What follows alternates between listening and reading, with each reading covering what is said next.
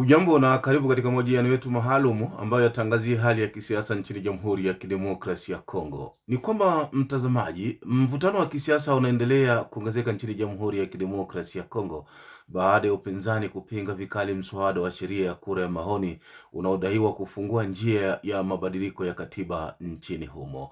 Maandamano yaliyoitishwa na upinzani jana yalivurugwa na polisi, huku taarifa zikieleza kuwa ofisi ya chama cha kisiasa cha kiongozi wa upinzani Martin Fayulu iliharibiwa. Serikali kwa upande wake imeendelea kusisitiza kwamba inaheshimu taratibu za kikatiba na sheria za Jamhuri ya Kidemokrasia ya Kongo. Lakini matukio haya yanaashiria nini kwa mustakabali wa demokrasia nchini Jamhuri ya Kidemokrasia ya Kongo? Je, ni mwanzo wa mgogoro mpya wa kisiasa au ni mvutano wa kawaida kati ya serikali na upinzani? Ili kutusaidia kuelewa kwa kina kabisa swala hili, tutaungana au niko naye njiani mwa simu tayari mchambuzi wetu wa masuala ya kisiasa Euti kutoka nchini Canada. Mimi naitwa Bedi Jean de la Croix.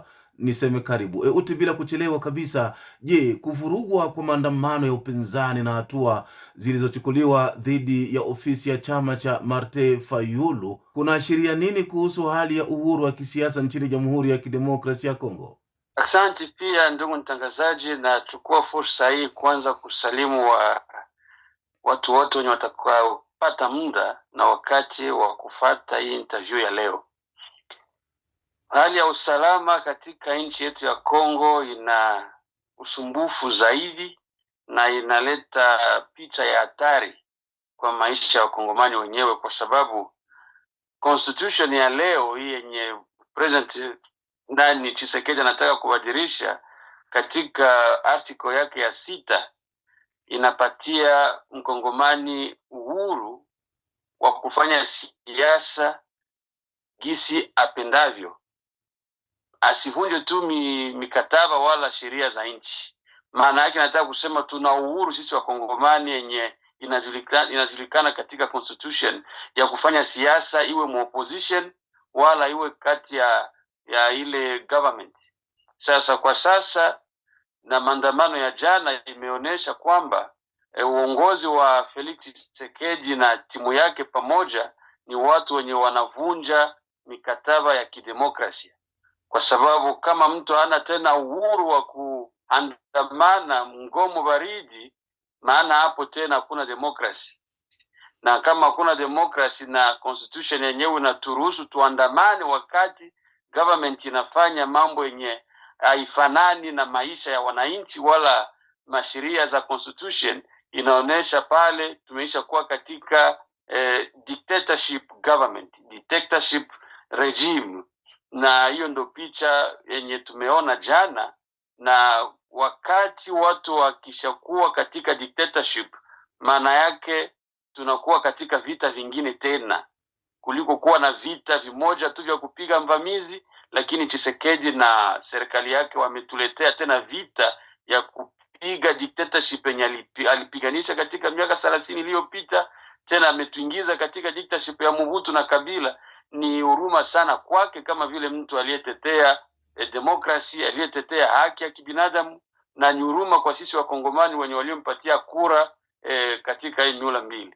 Vizuri sana. Upinzani unapinga mswada wa kura ya maoni kwa madai kwamba unaweza kufungua njia ya kubadili katiba. Je, hofu hii ina msingi wa kweli au ni sehemu ya vita vya kisiasa kati ya serikali na upinzani yote? Hofu hiyo ina msingi, foundation ya ukweli sana, kwa sababu government haifichi tena sentiment yao wala namna yao, upendo wao na upenda kubadilisha katiba ili President Tshisekedi abaki kwenye madaraka. Ukikumbuka kwenye conference aliyoifanya na wa journalist Kinshasa wiki 2 zilizopita, kuna journalist alimuuliza kuhusu swala hilo, na alikuwa clear, alikuwa wazi, akasema watu wa Kongomani wakiitika kumpatia mandate ya 3 yeye ataikubali. Manake wale wa Kongomani walioandika constitution ya kusema kuna rais wa kufanya zaidi ya miaka 2, tena wale wa Kongomani kweli watampatia tena mandate nyingine ya kufanya miaka zaidi ya mandate 2.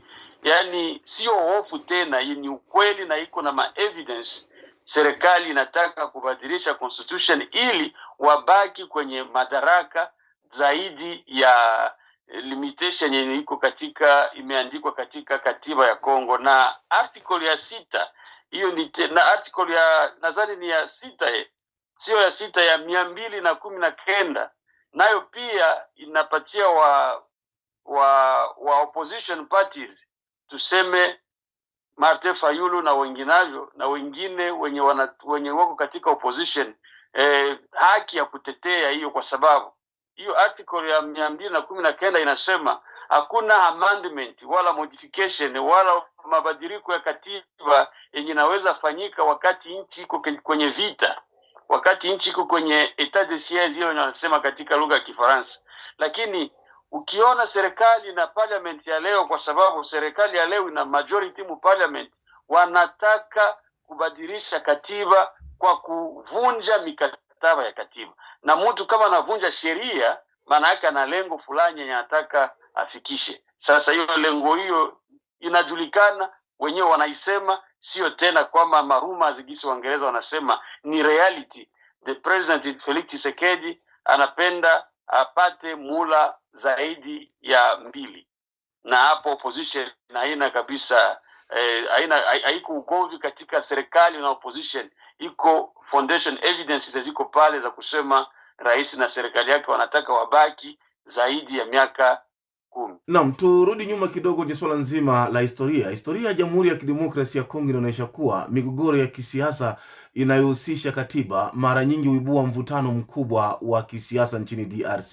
Je, taifa linaelekea katika mgogoro mpya wa kisiasa au bado kuna nafasi ya mazungumzo nchini humo?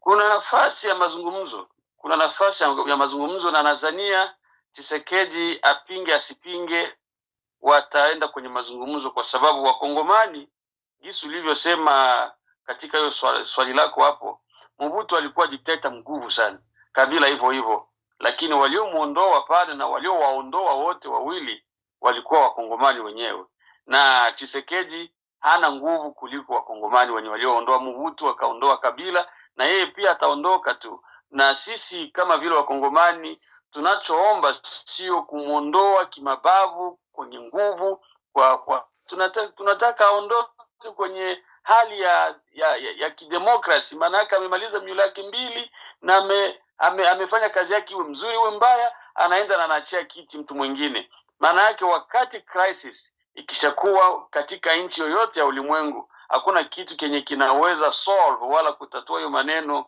kuliko dialogue. Mazungumzo yatakuwepo na tunayasubiria tu yatafika. Hata Tshisekedi mwenyewe katika conference ile alisema iko tayari kwa mazungumzo, lakini ana mikataba fulani yenye opposition parties hawataki hizo, kwa sababu wanataka hiyo inclusive dialogue, mazungumzo ya watu wote wa Kongomani wale wenye wanajihusisha katika siasa. Maana yake hiyo mlango ungali pale, na sisi Wakongomani hatutamwachia time wala wakati ya kubadilisha constitution. Tutamuonesha kwamba sisi ndio waliompatia madaraka na tutamuondoa tena kwa njia ya kidemokrasi, sio njia ya vita. Maana yake Wakongomani tunamuomba Felix Tshisekedi na opposition parties zote, ndio lugha zenye wanaisema, dialogue ikuwe ili watu wa yale maneno yale matatizo yanayosonga nchi ya Kongo kwa sasa. Okay, umesema kwamba mazungumzo lazima yatakuwepo. Uoni hii ni njia ambayo Rais Felix Tshisekedi anaitafuta au anaitumia ili kuendelea kusalia madarakani ya ute? Hamna, na ndo maana anapinga hiyo mazungumzo kwa sasa, kwa sababu anajua mazungumzo ikisha kuwepo hiyo itamtia kwenye mtego na hataweza kubadilisha katiba, kwa sababu kwele mazungumzo hakuta maneno haitakuwa ya kubadilisha katiba. Mazungumzo itakuwa kwa nini nchi Kongo iko kwenye vita na government within 10 years wala miaka 10 haikuwahi wala kujaribu wala kupata wakati wa kuinvest a lot of money in order army occupied na wafanye vita ya kumondoa mvamizi. Hayatakuwa mazungumzo kwa sababu ya modification wala mabadilisho ya katiba. Yatakuwa mazungumzo ya kuleta amani, ya kurekebisha serikali yetu, ya kurekebisha nchi ya Kongo. Ndio maana Tshisekedi anapinga hiyo, lakini hakutakuwa namna force ya nani ya waraia wa Kongomani itampush, itamsukuma ili akubali mazungumzo, na mazungumzo ikisha kuwepo hapo inaleta mwangaza wa amani. Okay, vizuri sana. Ikiwa upinzani utaendelea kushinikiza swala hili na serikali ikaendelea kusisitiza mchakato wa kura ya maoni, ni hali gani tunaweza kutarajia katika miezi michache ijayo nchini Jamhuri ya Kidemokrasia ya Kongo? Hali mbaya zaidi. Hiyo vita ya mkogotano ikiendelea, umeona jana kulikufa wamemba wa Martin Fayulu wawili. Kwa sasa hivi hatujajua kama wengine wale waliopelekwa hospitali nao wamepoteza maisha, tujui. Maana yake hii ni mwanzo. Sasa hii haya yenye yalipita jana yakiendelea, hii mvutano katika opposition parties na serikali, tutakuwa katika vita kama vile vita yenye iko Goma, na kuna hofu zaidi ya kupatia M23 na AFC ya Nanga namna gani ya kufika Kinshasa. Na hiyo itakuwa ni haya kubwa sana kwa sisi wa Kongomani, haya kubwa kwa Felix Tshisekedi mwenyewe aliyesema Nanga ni Mnyarwanda, Nanga na M23 ni wavamizi, lakini anapatia sasa Nanga hivi reasons ya kuconvince watu ili wamuelewe, kusema ni lazima tumfukuze Tshisekedi. Maana yake nataka kurudia kwa swali lako kusema hii mvutano ikiendelea itafungua mlango kwa Nanga kufika Kinshasa na kufanya maafaka zaidi. Okay, vizuri sana. Naam, Rais Felix Tshisekedi na chama chake cha UDPS kiujumla wanazoea kuambia wakongomani kama Kongo ni etat de droit, yani nchi ya haki, nchi huru. Je, matumizi ya nguvu za polisi tuliyoshuhudia jana dhidi ya waandamanaji yanamaanisha au kuleta taswira gani ya neno etat de droit ambalo serikali mara nyingi inazoea kulitamka? Imaanisha hata kidogo, na hiyo ndo picha ya wafanyasiasa wa Kongo wala wakongomani wakishafika kwenye madaraka wanakuwa wafanyasiasa wa maslahi zao. Na yale yaliyopita jana ni fundisho kwa wale wote watu wenye wanazania katika uongozi wa Felix Tshisekedi kuna haki ya ubinadamu pale, wala kuna haki ya kutetea maslahi ya nchi. Ni rais mwenye anatetea maslahi yake na ya jamaa yake kwa kupinga mikataba na sheria za katiba ya Kongo, kwa sababu gisi nilivyokuambia article ya 6 inatupatia sisi watu wa Kongomani uhuru wa kuwa opposition party wala wakuwa katika government wala wa criticize government. Sasa wakati nani polisi yenye takiwa kutetea na kuchunga haki ya kibinadamu ya wakongomani inakuwa sasa pale kwa kutumikishwa na madaraka ya leo, kwa kuua wakongomani, kwa kupiga wakongomani, kwa kuvunja maofisi za political parties. Pale inaonesha yale Felix anayeongea kila siku, etat de droit, haki ya binadamu, haki ya kidemokrasia, ni maneno tupu tu, lakini katika kichwa chake ni dikteta kama wa Mobutu, kama wa Kabila wengine waliopita. Na tusimpatie kabisa wakati na hata muda wa kudoubt na vision wala ideology ya siasa yake. Ni ideology ya kukeep power ili arimeni kwenye madaraka until, na ajali kabisa maisha ya wakongomani, ajali. Na sisi wakongomani ni lazima tusimjali kwa sababu atatupeleka motoni. Okay. Naam, kutokana na kushindwa kwa maandamano kufanyika kama ilivyopangwa jana, nani anaonekana kushinda katika pambano hili la kisiasa kati ya serikali na upinzani wote, kwa namna unavyoona hali ilivyokuwa jana? Nadhania jana, na mtu yoyote mwenye anafuata siasa ya Kongo wala siasa ya ulimwengu, mtazamo wa jana umeonyesha kwamba opposition na wakongomani wameshinda mamlaka ya government ya dictatorship ya Felix Tshisekedi, kwa sababu pictures zile zenye ulizoziona jana na videos yale ni evidence ya kuonesha watu hawana woga wa kifo, hawana woga wa lolote, hawamuogopi Tshisekedi, hawamuogopi na polisi zake zenye wanaita force de progrès ya kuua watu hawamuogopi. Na nadhania jana ilikuwa ushindi kwa wakongomani na ushindi kwa oppositions, na itaendelea kwa sababu jana ilikuwa ni mwanzo inakuwa ngumu, lakini mwanzo wenyewe hakukuwa nguvu zaidi kwa wakongomani na kwa opposition parties, kwa sababu tuko on front of a leadership which is a very weak, and kisi Waingereza wanasema tuko katika leadership yenye haina nguvu, yenye haina maslahi yoyote ile yanatetea wa raia, kwani hawatakuwa na uwezo wa kushinda haki ya raia mwenye aliyempatia madaraka. Na je, polisi kutokufanya chochote wakati baadhi ya watu ambao inasemekana ni wafuasi wa UDPS wakivunja na kuiba mali za ofisi ya chama cha ACD chake Martin Fayulu, hii inaleta picha gani pengine? Na labda ni kwa kuongezea, nikupe neno la mwisho katika awamu hii ya kwanza kabla hatujaingia katika awamu, ngoja niite ni kama bonus ambayo nitaenda kupa katika mahojiano yetu haya. Wewe una mtazamo gani pengine kwa hili? Asante. Ile kwenda kuvunja ofisi ya Martin Fayulu ilikuwa sign moja yenye serikali ilitaka kuonesha kwa leaders wa opposition woga, kutia woga ndani mwao, ili wajue mkiendelea tutawaua, mkiendelea tuna madaraka ya kufanya lolote lile lenye tunaweza kufanya hadi kufikisha hata kupoteza maisha zenu.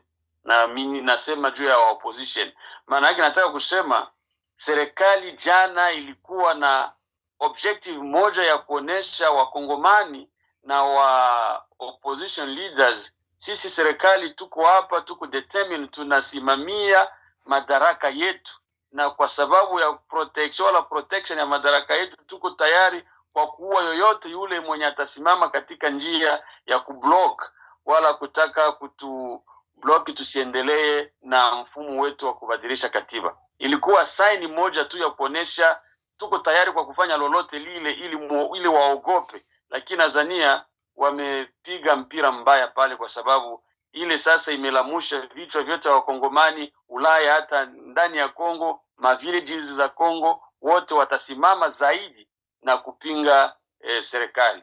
Sasa kwa maonyo inaweza sema kama vile ushauri kwa serikali, naweza waambia wachukue experience ya wa dictators wengine. Tumeona Professor Alpha Conde wa Guinea Conakry, hiyo ni mfano wa kwanza. Tumeona hapo Gabon kwa Ali Bongo, mfano wa pili. Kwa Mobutu wenyewe tusiseme, hakuna mtu mwenye na madaraka kuzidia madaraka ya raia, kwa sababu madaraka yote inatoka kwa raia, na ningewaomba waheshimu madaraka yale raia aliyowapatia. Ni madaraka ya miaka 10 miula 2, amalize na aende, na aache kutumikisha nguvu, kwa sababu itabadilika tu. Tshisekedi ana nguvu kuzia hao wote niliotaja hapa. Namuomba apunguze hali ya kunyanyasa haki ya Wakongomani, haki ya kidemokrasi.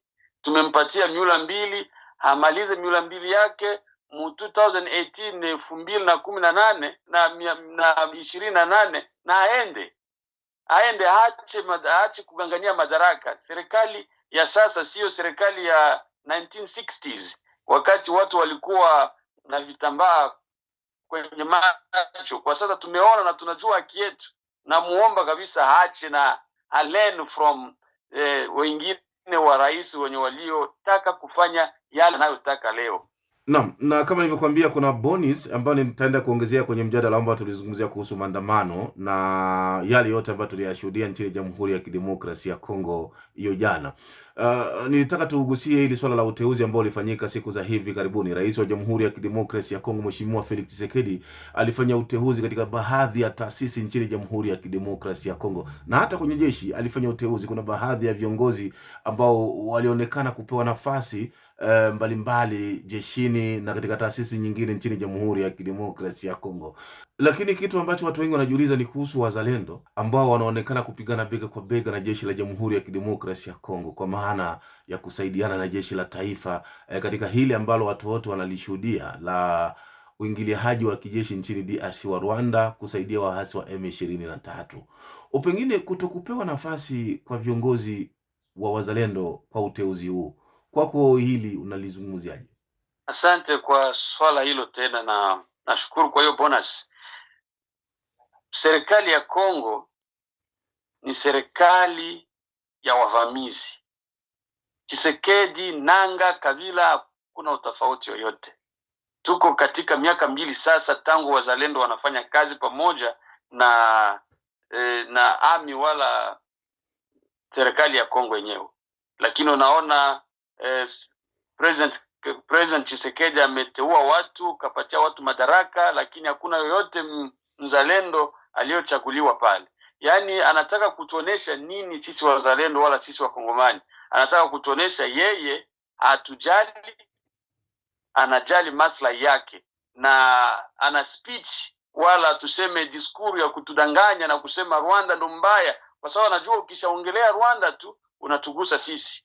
Ile aliyoifanya jana iwe fundisho kwa wazalendo, iwe fundisho kwa wazalendo kusema Kabila, Tshisekedi, Nanga ni watu wa familia moja tu, wote wanatetea maslahi yao.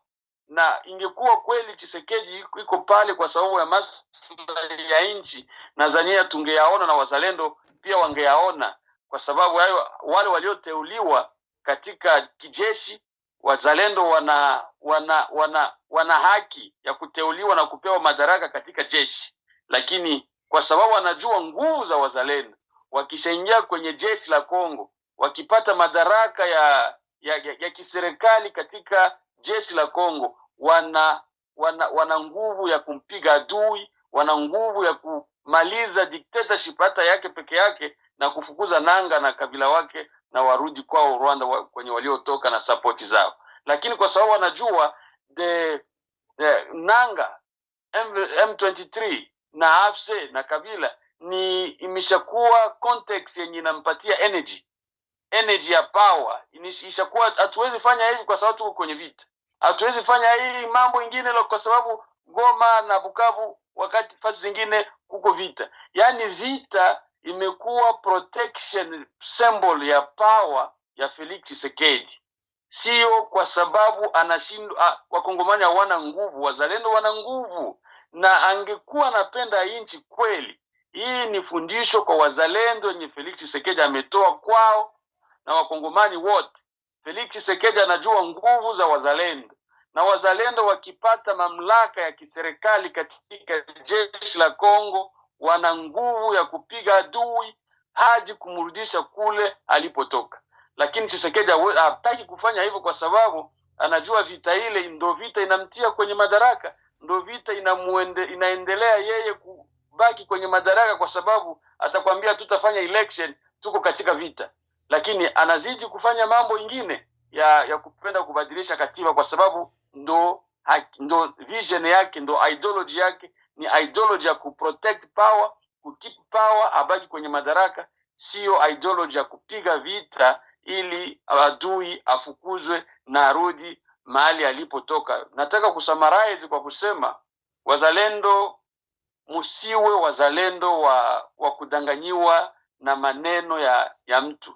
Maneno isiyo sindikizwa na matendo ni uongo mtupu, na Tshisekedi amewaonesha kwamba yeye hawajali kabisa, na mkiendelea kumjali nyinyi ndo mtangamia zaidi, kwa sababu tunaamini na wakongomani wote wanaamini nguvu za wazalendo zinazidi nguvu za M23.